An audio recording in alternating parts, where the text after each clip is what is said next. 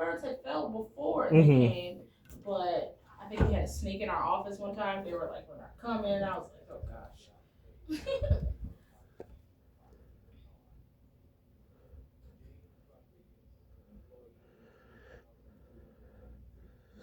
All right, so he's stuck. Okay. He's on top of this, so I got to take this apart. Squirrel? Yeah, he's on top of this cage part, and he cannot get through. Oh, buddy. Maybe I can. Let me see. Maybe I can stick him out of there. Can you open this door behind me here? The front door? Yeah, I just want to, because once I try to grab him, he might shoot out. Okay. Does it stay open? No. Oh, if you want to just prop the chair up so he doesn't run into you. Okay.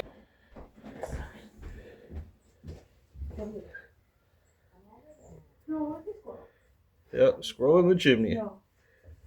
Come on, dude. Just come on out. Or is he stuck? Let's see. What? Come on.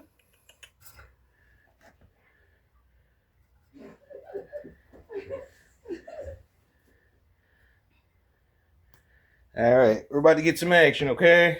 Okay, well, I'm gonna be over here. Yeah. There you go.